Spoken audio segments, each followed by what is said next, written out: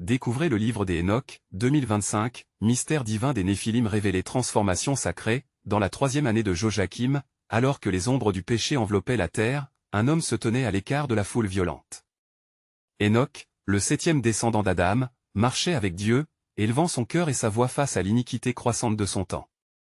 Les Néphilim, ces géants redoutés issus de l'union des fils de Dieu et des filles des hommes, avaient semé la terreur parmi les hommes, leur présence écrasante et malveillante plongeant le monde dans la corruption. Alors que les cris de violence, de désespoir et de moquerie résonnaient dans la plaine de Mésopotamie, Enoch était considéré par beaucoup comme un fou, un idéaliste perdu dans un monde en chute. Enoch savait que sa mission était divine, inspirée par des révélations mystiques. En prêchant la repentance, il implorait son peuple, désespérément, d'écouter l'avertissement de Dieu. Chaque message était accompagné d'une angoisse intérieure, alors qu'il ressentait le mépris des visages et l'indifférence des cœurs. Dans le silence de ces nuits, il était envahi par des visions troublantes, des anges déchus, spectres menaçants, lui apparaissaient, dévoilant l'avenir sombre et tragique du péché. « Que feras-tu, Enoch » murmurait-il.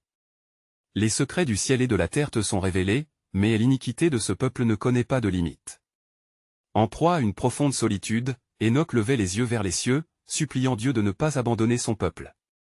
Les promesses divines résonnaient dans son âme, « Je t'enverrai un Messie ». Ces mots apportaient une lueur d'espoir, un éclat de lumière dans cette obscurité accablante. Mais au milieu de cette lumière, il voyait souffrir son prochain, la douleur infectant les cœurs de ceux qui l'entouraient.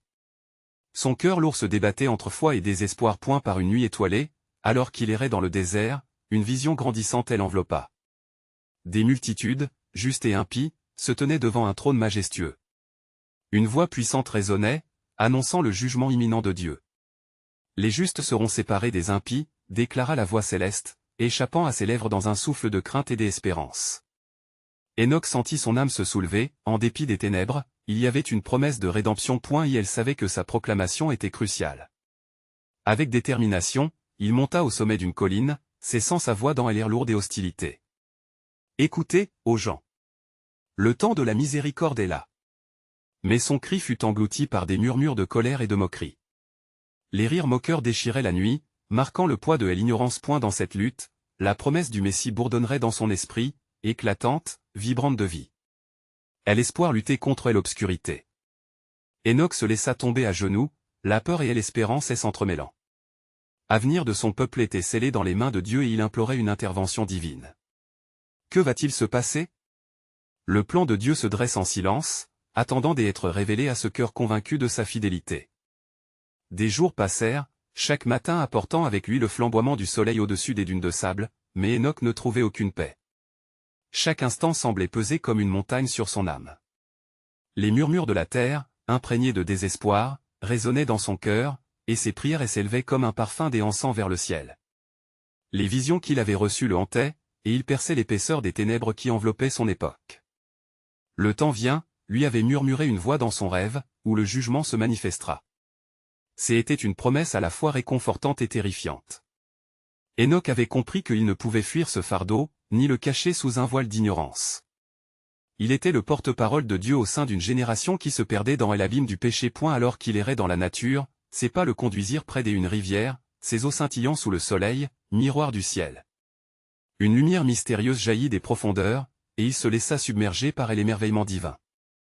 C'étaient des visions de gloire, des éclats d'un royaume à venir, mais aussi des lamentations des âmes perdues. Les Néphilim, ces créatures redoutables, couraient comme des ombres sur cette terre, et leur influence de corruption s'étendait bien au-delà de ce que l'œil pouvait voir. « Énonce mes paroles », entendit-il à nouveau. Enoch se leva, le cœur battant, sa voix insistant comme le bruit d'une tempête. « Mes frères, le jugement est à nos portes. » Il courut de village en village, répétant son avertissement avec une ferveur presque désespérée.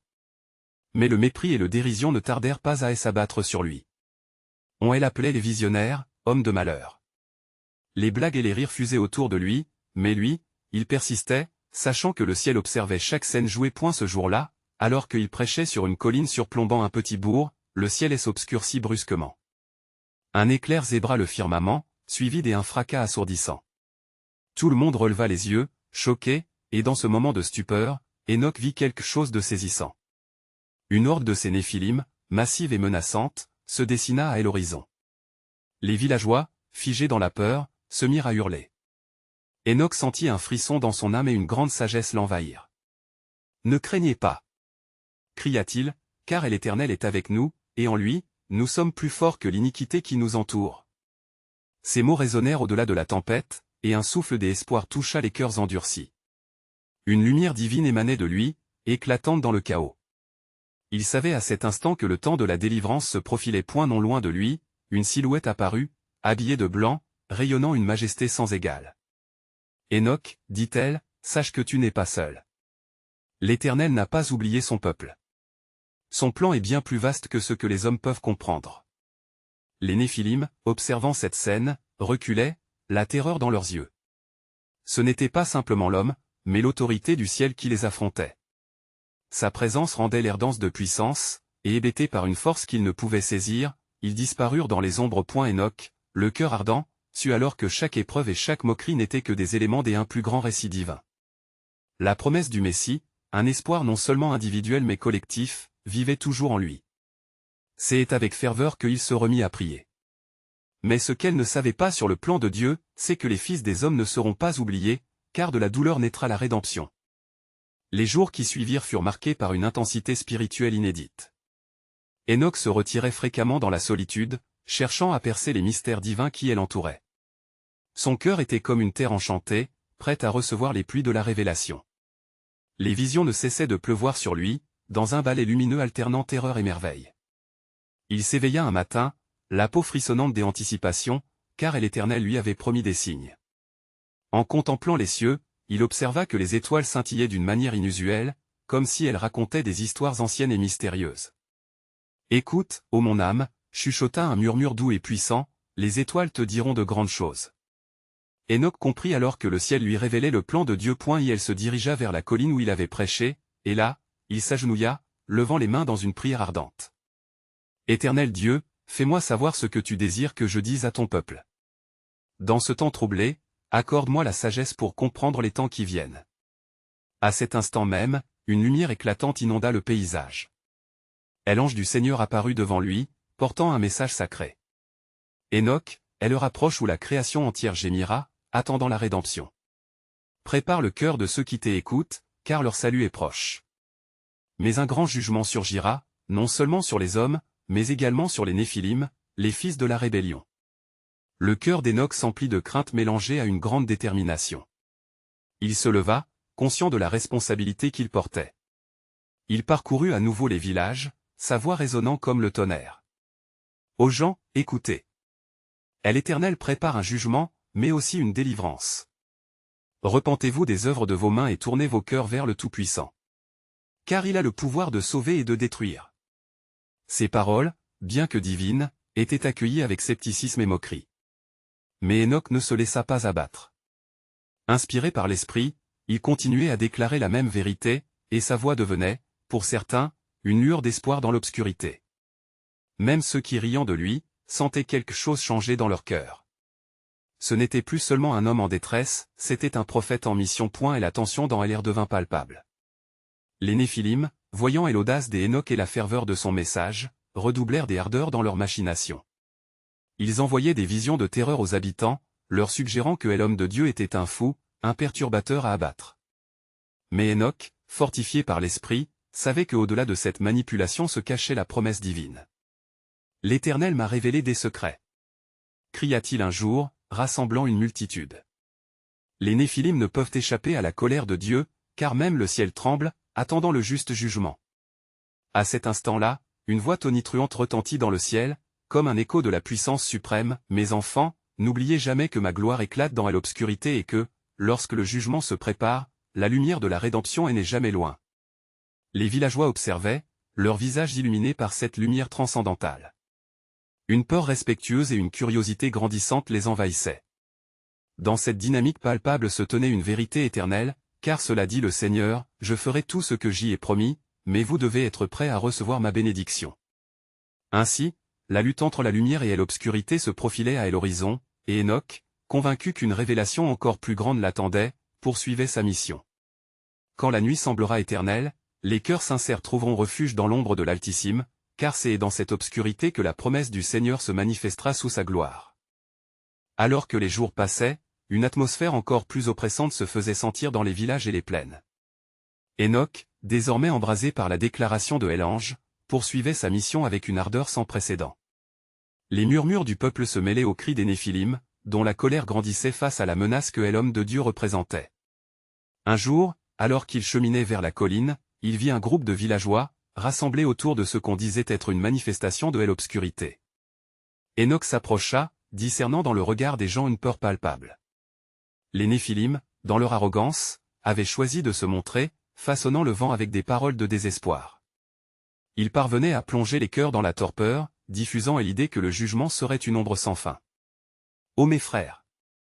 s'écria Enoch, levant les yeux vers le ciel de plus en plus enflammé. « Ne laissez pas votre cœur vaciller sous les échos de la terreur. Souvenez-vous des promesses de l'Éternel.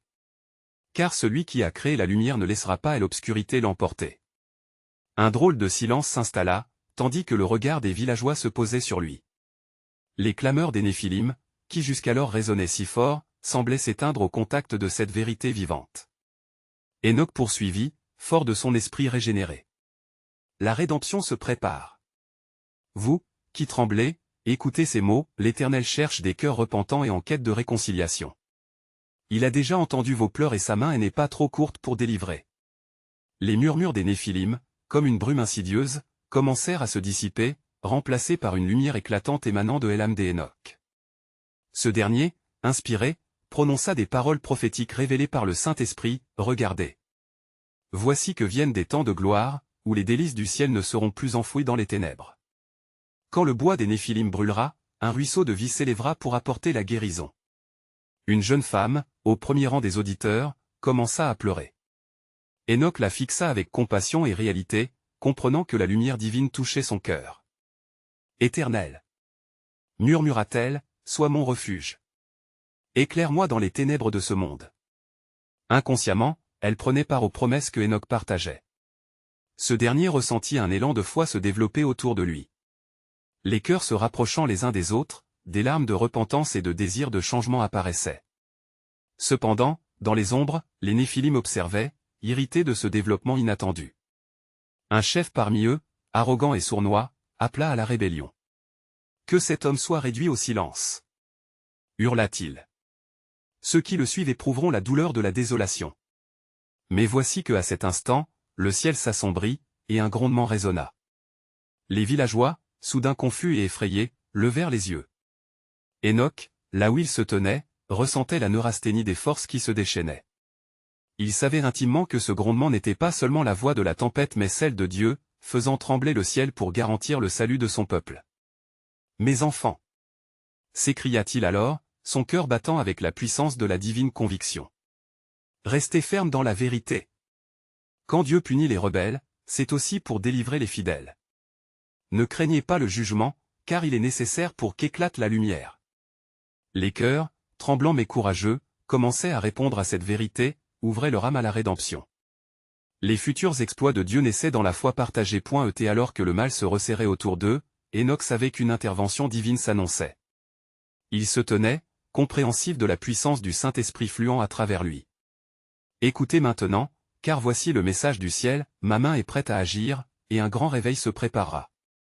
Je serai le lumière dans l'obscurité, et je ferai surgir de la beauté de la poussière une génération nouvelle. » Ainsi, sur cette parole sacrée, Enoch s'émerveilla de la capacité de Dieu à transformer la détresse en victoire. Et il savait, sous la promesse divine, que le véritable jugement serait l'épanouissement d'une renaissance. Car le Seigneur dit, « Je fais toutes choses nouvelles, attendez-vous à la révélation glorieuse de ma puissance, dans les temps que vous ne connaissez pas encore. » Alors que la tempête grondait au-dessus des têtes des villageois, Enoch sentit l'appel du Saint-Esprit croître en lui. Les cieux semblaient se plier à un dessein céleste, et un frisson parcourut sa colonne vertébrale tandis qu'il réalisait l'importance des temps qui s'annonçaient. Les voix des Néphilim, bien que puissantes, commençaient à trembler sous la proclamation de la vérité. « Écoutez, peuple d'Éternel !» poursuivit-il, sa voix résonnant dans l'air saturé d'électricité spirituelle.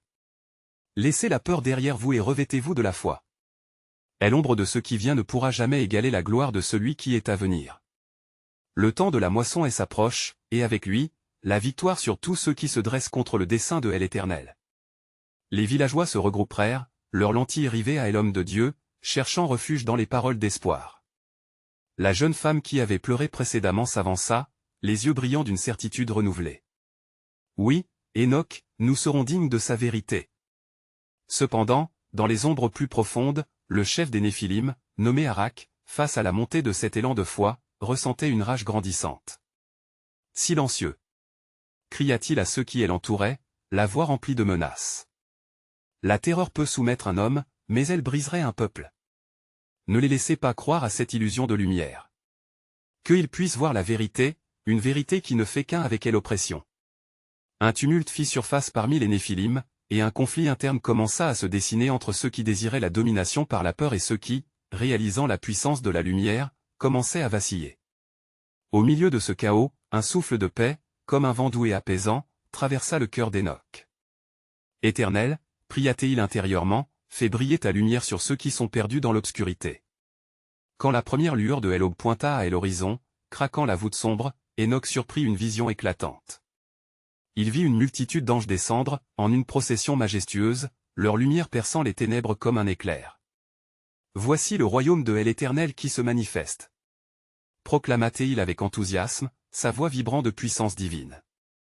Vos chaînes seront brisées, et vos plaies guéries, continua-t-il, car l'Éternel est sur le point de libérer son peuple. Les villageois, la foi s'enflant en eux, commencèrent à prier avec ferveur. Des cris de louange s'élevèrent, une symphonie de cœurs repentants, portant un parfum de sanctification. À un même moment, Arak, réalisant que ses pouvoirs s'affaiblissaient, fit tourner son regard vers la gloire apparente sur Enoch. Cela ne peut être, murmura-t-il, désespéré. Je ne permettrai pas que cet homme vous aveugle davantage. En réponse à cette provocation, les cieux s'assombrirent encore, comme s'ils répondaient à la colère des oppresseurs. Enoch, ressentant le changement dans l'atmosphère, leva les mains vers le ciel une fois de plus. Ô Éternel, éloigne le mal et fais ton œuvre, car en toi se trouve toute puissance et toute redoutable autorité. C'est alors qu'un éclair jaillit, illuminant le ciel en un éclat surnaturel, forçant les Néphilim à reculer des horreurs. Les villageois, leurs âmes alimentées par la lumière divine, virent la présence majestueuse de la gloire de Dieu, un signe d'espoir au milieu des ténèbres. Dans cette clarté, Enoch entendit une voix, forte et claire. Tu es mon instrument, Enoch. Je t'ai choisi pour révéler un mystère, car j'y irai au-delà des cieux pour rassembler et délivrer ceux qui m'appartiennent. C'est alors que j'y accomplirai cette parole, j'y appellerai mes enfants de l'ombre, et ils marcheront dans la lumière de la vie. Avec eux, je bâtirai une génération de victoires, un peuple qui ne connaîtra plus la désolation, mais chante mes louanges pour toujours. Et tandis que la lumière se dissipait lentement, l'ombre du mal ne pouvait éclipser la promesse désormais dévoilée. Incitant chacun à découvrir les voies insondables de Dieu, dont les plans surpassent toute compréhension humaine. Alors que la majesté de l'Éternel illuminait les cieux, une atmosphère de sainteté enveloppait les villageois, leur cœur battant à l'unisson en réponse à la promesse qui s'annonçait. Enoch, sa présence renforcée par la gloire divine, se tenait ferme, les yeux rivés vers le ciel, où les anges chantaient des hymnes de délivrance. Oui, s'écria-t-il, sa voix résonnant avec une force inébranlable. Le temps de la libération approche. Les chaînes qui ont entravé et blessé seront brisées comme verre sous la puissance de l'Éternel. Ayez foi, peuple, et marchez dans la lumière. Les villageois, galvanisés par ces paroles, s'élevèrent ensemble dans une prière fervente. Leur unité était comme un bouclier, levant contre les ténèbres qui essayaient de les engloutir. Mais au loin, dans les ténèbres, la colère d'Arak ne faisait que croître. Il rassemblait les Néphilim autour de lui, son visage marqué par la rage et la frustration. « Réveillez-vous » ordonna Arak d'une voix tonitruante. « N'êtes-vous pas des guerres et des conquérants? Ce n'est qu'illusion et faiblesse que de croire à la lumière. » Sa voix s'éleva, évoquant la peur et l'oppression, alors que ses semblables commençaient à s'agiter. Surpris par la résistance des villageois, certains des Néphilim, touchés par la ferveur et la foi exprimée, vacillaient, leurs esprits troublés par l'opposition entre la lumière de la vérité et l'obscurité du mensonge. Enoch, ayant perçu ce changement, s'écria avec une puissance renouvelée, « Ne vous laissez pas séduire par les promesses vaines. Voici, l'Éternel est celui qui délivre et restaure. Ouvrez vos cœurs à sa présence. » Les paroles d'Enoch se diffusaient comme un parfum doux dans l'air, témoignant du pouvoir transformateur que la foi peut engendrer. Les Néphilim qui hésitaient commencèrent à ressentir des battements de conscience, et des murmures de rébellion à l'égard des ordres d'Arak s'élevèrent dans leur rang. « Que est-ce que cela » demanda Arak, son regard d'acier se durcissant. Sa frustration croissante résonnait dans l'air, comme une tempête prête à frapper. Ils ne doivent pas comprendre la puissance qui se dresse contre eux. Ne les laissez pas troubler votre cœur, enraciné dans la terreur. À cet instant, un grondement de la terre se fit entendre, et le vent commença à balayer la scène, créant un apaisement à travers la frayeur. Enoch, se tenant au centre de ce tumulte spirituel, ferma les yeux et leva ses bras, invoquant la puissance du Saint-Esprit. Éternel, montre-toi. Fais tomber ton feu sur ceux qui hésitent et réveille en eux l'esprit de l'espérance. Que la lumière envahisse les cœurs de ceux qui s'éloignent des ténèbres. Au fur et à mesure que ces paroles descendaient du ciel, Enoch vit une lumière éclatante, comme un glaive de feu, se plonger sur la terre, touchant chaque cœur qui s'ouvrait à la vérité. C'est ainsi que je transformerai. Entendit-il à nouveau cette voix, plus claire que jamais. Je ferai fondre les cœurs de pierre, et je mettrai en eux des cœurs de chair. Les villageois, leurs mains levées, tirèrent courage des promesses divines qui se déployaient devant eux. Alors que la lumière s'intensifiait, les Néphilim, pris de frayeur, reculaient, en proie aux doutes et à la confusion. Arak, réalisant que son autorité vacillait, lança un dernier défi, « Vous ne battrez jamais ma ténacité. » Enoch, avec une foi inébranlable, croisa le regard des villageois rassemblés. Souvenez-vous des paroles du prophète Ésaïe, « Lève-toi, épouse de l'Éternel, et sois éclairée, car ta lumière vient. » Il savait que le plan de Dieu était mystérieux et souvent insondable, mais là, dans ce moment sacré, la promesse se tenait vive. Et tandis que les forces du mal se débattaient dans l'ombre, Enoch était persuadé que l'aube de la victoire se levait sur le peuple du Seigneur, car le temps de sa merveille venait. Et je vous assurerai, entendit-il déclarer avec force de sa voix intérieure, que nul ne peut s'opposer à la lumière de ma vérité. Éveillez-vous tous, car le temps s'approche et avec lui les promesses de ma délivrance. La lumière brillait davantage, façonnant des silhouettes de victoire et d'espoir. Le plan divin se trame alors que les racines de la foi s'enfonçaient plus profondément dans le cœur des croyants, prêts à s'épanouir dans la paix et la lumière à venir. Alors que l'aube commençait à poindre sur l'horizon, une lumière dorée embrasait le ciel, contrastant avec l'obscurité persistante qui enveloppait les Néphilim. La terre tremblait sous les pieds d'Arak, non seulement à cause de la frayeur qu'il infligeait, mais aussi parce que le Seigneur se préparait à faire surgir son pouvoir.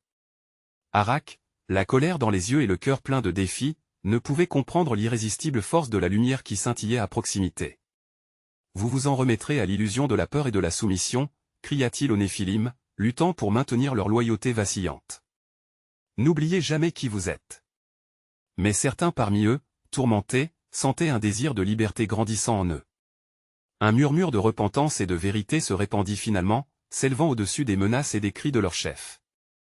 L'Esprit de Dieu, comme un puissant torrent, commençait à toucher les cœurs d'un certain nombre de ces géants, leur offrant l'espoir d'une vie nouvelle. À cet instant précis, Enoch, toujours en prière, ressentit une rivière de sagesse et de puissance illuminer son esprit. « Écoutez, foule de l'Éternel. » s'écria-t-il. Voici la promesse qu'il a faite, tout ce qui est caché sera révélé. Pensez à ces mots, car votre âme aspire à la lumière. Les villageois, suivant la voix d'Enoch, s'élevèrent dans un chant d'adoration. Leur hymne était cri de victoire, et chaque note résonnait comme les éclats d'un cristal, brisant les ténèbres qui menaçaient leur existence. Ces chants de délivrance, aussi doux qu'un murmure des eaux vives, touchèrent les Néphilim dans leur cœur le plus profond.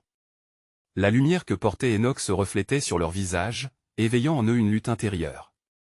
Est-ce là notre destin? S'interrogea l'un d'eux, à la stature imposante mais tremblante de peur et de désir. Arak, réalisant le souffle du changement, sentit son autorité chancelée par ce qu'il ne pouvait contrôler. « Ne soyez pas dupes. » aboya-t-il, sa voix résonnant avec une peur palpable. « C'est une ruse du peuple. Restez ensemble, et vous serez invincibles. » Mais son appel tombait dans des oreilles sourdes, car la vérité s'imposait avec une certitude divine. Les Néphilim hésitants commencèrent à se retirer de leur fidélité à Arak, unis par un nouvel engagement envers la lumière. La tension était à son paroxysme, une décision divine était sur le point d'être prise. Enoch, nourrissant sa foi, proclama, « Écoutez ces mots de Jérémie, je vous donnerai un cœur nouveau et je mettrai en vous un esprit nouveau. » Ce jour est celui du changement, regardez et voyez la main de Dieu à l'œuvre. C'était comme si le vent lui-même se levait, chuchotant des promesses de renouveau, tandis que les ombres de la désespérance s'écartaient lentement. La lumière croissante émanait des villageois et se dirigeait vers les cœurs troublés, insufflant la vie là où il n'y avait que désespoir. Les Néphilim, d'un seul cœur, se retournèrent vers Arak. Comme un mur de sable face à la marée, son pouvoir se brisait, et les chaînes qui les liaient se défaisaient. Dans un ultime acte de désespoir, Arak tendit la main vers le ciel, mais son cri était celui d'un homme vaincu. « Vous n'aurez jamais ma soumission !» hurla-t-il, tandis que la lumière prenait la forme d'un bouclier sur le peuple de Dieu. Déjà, des éclats de verbes divins avaient convaincu les âmes errantes. La révélation du Seigneur, glorieuse et majestueuse, s'imposait. L'heure de ma promesse approche, et avec elle, le temps de votre salvation, continua la voix puissante d'Enoch, résonnant, inspirée par des vérités célestes. Les ombres se dispersaient, alors que la lumière énonçait un nouveau chapitre. Et dans le cœur de chaque croyant, une conviction brûlante s'enflammait, prête à transformer l'avenir, car un plan divin était en marche. Ainsi parlait l'Éternel, je lèverai une lumière dans la nuit, et alors ma gloire se manifestera parmi les nations. Ce temps de renouveau s'approche. Sous cette lumière prometteuse, une nouvelle ère se levait, et le peuple attendait, avec un cœur ardent, l'accomplissement des promesses de Dieu. Un murmure sacré résonnait dans l'air, tel un écho de la vérité éternelle, alors que les âmes se préparaient pour le miracle à venir. Alors que la lumière grandissait, éclatant en mille feux de gloire, un silence sacré enveloppa le lieu. Les Néphilim, autrefois indomptables, se tenaient maintenant en proie à une lutte intérieure. Arak, sentant le vent du changement souffler autour de lui, se débattait avec cette terreur sourde qui le rongeait. Il observa ceux qui commençaient à s'écarter de son autorité, leur regard se levant vers Enoch, comme une lueur d'espoir illuminant leur désespoir. « Vous n'êtes que des créatures, des illusions façonnées dans la poussière. » hurla Arak, sa voix résonnant tel le tonnerre, mais ses mots résonnaient désormais creux face à l'éclat de la vérité. Dans son cœur, la peur grandissait, tremblante face à la foi des autres.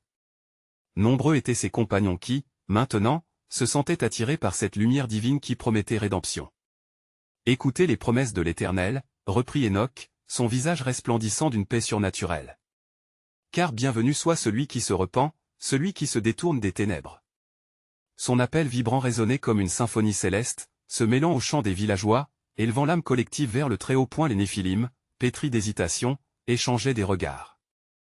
Un géant, nommé Énochiel, s'avança lentement.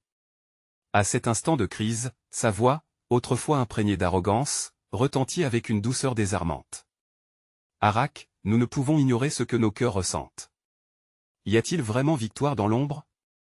Arak perdit son assurance. Il leva les yeux vers le ciel, où la lumière divine faisait scintiller le ciel comme un océan de promesses. Pourtant, savait-il que sa rébellion n'était qu'un ultime gaspillage d'énergie?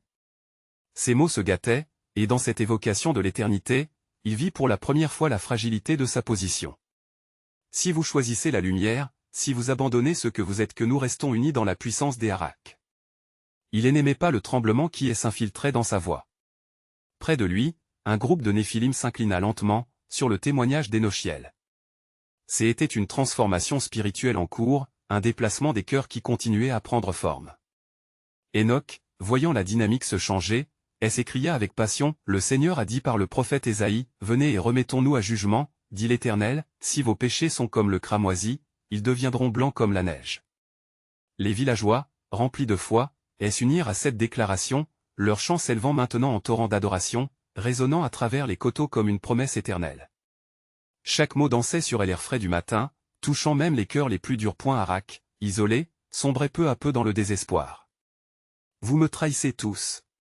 cria-t-il, mais ces paroles ne trouvaient plus écho chez les Néphilim. Eux, animés par leur nouvel engagement, s'étaient libérés des chaînes de la peur. Énochiel s'avança, son regard bravé par la lumière. « Que vais-je faire? Suivre ma nature ou embrasser cette rédemption ?» Sa voix tremblait de sincérité, et dans cette vulnérabilité s'épanouit une force nouvelle, celle du peuple de Dieu. Et alors, à ce moment décisif, la lumière éclatante sembla vibrer avec une intensité renouvelée, et les cieux s'ouvrirent. Dans le grand plan de Dieu, le temps était venu. Des murmures célestes se faisaient entendre, et l'Esprit du Seigneur s'installa dans les cœurs ouverts. « Écoutez, parla Enoch à nouveau, car l'Éternel a un plan qui se dévoile. Je ferai de toutes les nations un reflet de ma lumière. Ne craignez point, car la lumière transforme les ténèbres. » Ainsi, au cœur de cette bataille spirituelle, une nouvelle alliance se tissait, promesse de renouvellement et d'amour pour ceux qui choisissaient la lumière. Et alors que la brume du mal se dissipait, l'écho de la foi et de la rédemption embrasa l'horizon. Car ainsi dit le Seigneur, quand l'heure de l'accomplissement sera venue, mon peuple connaîtra ma gloire et ceux qui marchent dans la lumière seront appelés enfants de Dieu. Soyez prêts, car le grand jour approche. Alors que la lumière divine continuait de scintiller au-dessus des têtes, une douce brise souffla, chuchotant des promesses de changement. Les Néphilim, désormais divisés, restèrent figés, leur cœur battant à l'unisson avec la mélodie céleste qui résonnait tout autour d'eux. La présentation de cette nouvelle voie de rédemption, si séduisante, provoquait une tempête intérieure pour Arak. Sentant le sol se dérober sous ses pieds, il observa son pouvoir s'effondrer, piétiné par la foi renouvelée de son peuple. « Comment puis-je abandonner tout ce que j'y ai été » murmura-t-il, sa voix tremblante se perdant dans le tumulte des chants glorieux.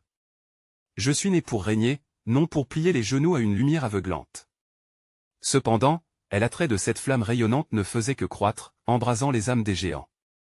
Énochiel, plongé dans une profonde réflexion, leva les yeux et, face à la splendeur divine, il ressentit une chaleur qu'il n'avait jamais connue.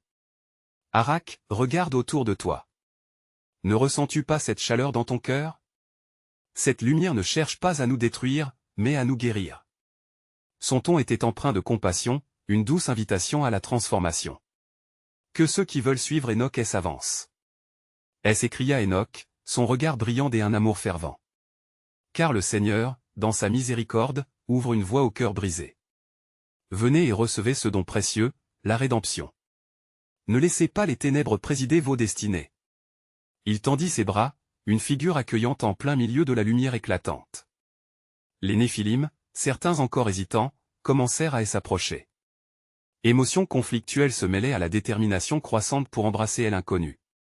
Un par un, ils ressentirent le poids de leur fardeau se délester, comme des chaînes se brisant au contact de la vérité. Arak, fou de désespoir, se jeta à terre en implorant « Non. Ne partez pas.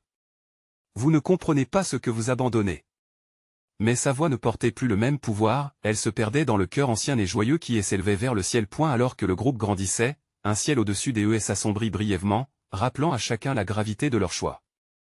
La lumière se rétracta légèrement, comme si l'univers lui-même retenait son souffle.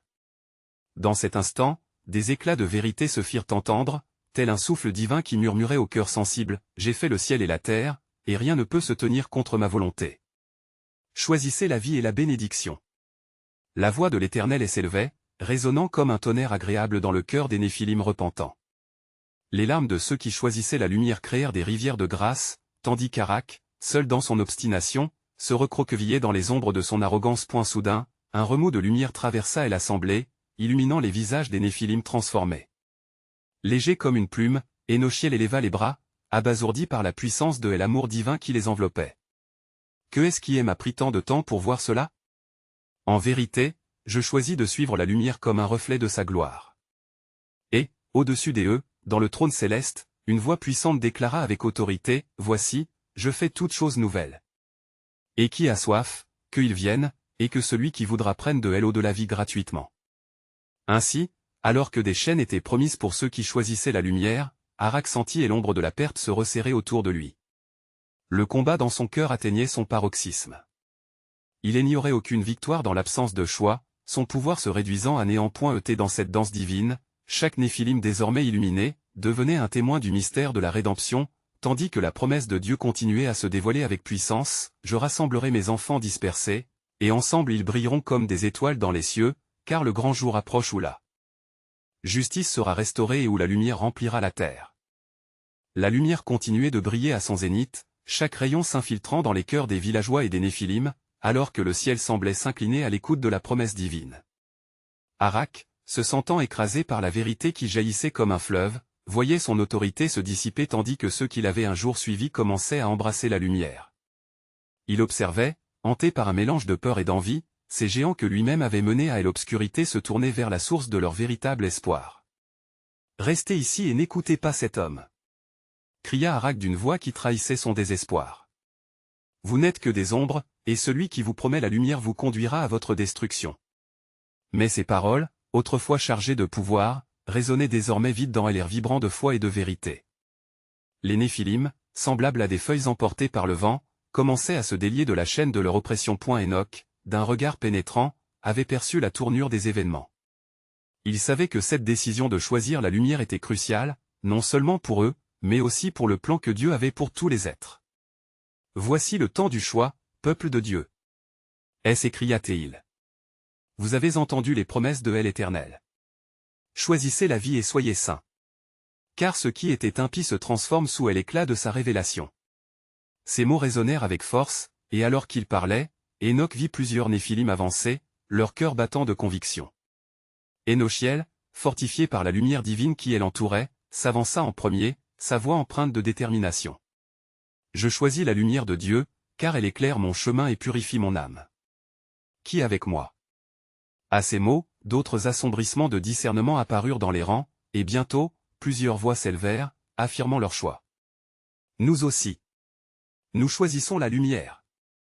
C'était comme si le ciel lui-même applaudit cette décision, une douce mélodie d'harmonie se mêlant aux cris de victoire des villageois. Arak, sentant son autorité se fracturer comme une teinte chancelante dans un vidage de lumière, s'élança. Ne vous laissez pas duper. C'est un piège, une illusion d'acceptation. Mais les voix qui se levaient en réponse à Enoch, l'élixir de foi battant comme un seul cœur, ébranla sa colère. La lumière, plus grande que son pouvoir, continuait d'intimider ses raisonnements. Alors qu'un puissant silence s'installait, le vent frais porteur de promesses nouvelles balaya le site. La brise apportait des murmures célestes, et Enoch, touché par sa présence, aurait pu jurer entendre les chants des anges célébrant les âmes qui se détournaient des ténèbres. Il s'écria avec une sagesse balayant la peur, « L'invitation est ouverte à ceux qui désirent se renouveler. Le ciel est prêt à accueillir et à restaurer ceux qui laissent derrière eux les chaînes de l'obscurité. » Les villageois, de plus en plus poussés par la lumière, commençaient à s'enlacer les mains, formant un cercle de solidarité autour de ce message puissant et assuré. L'union, une force tangible, engloutissait la peur laissée par Arak. « Je ne laisserai pas cela se produire, » s'écria Arak, tandis que son regard fixé partout autour de lui, désespérément à la recherche d'une réplique salvatrice mais sentant les yeux de ceux de son clan se détourner de lui. Il était comme un chef d'orchestre sans mélodie, perdu dans une cacophonie de conviction. Alors, un éclat de lumière se matérialisa au-dessus de la scène, brillant comme un soleil levant.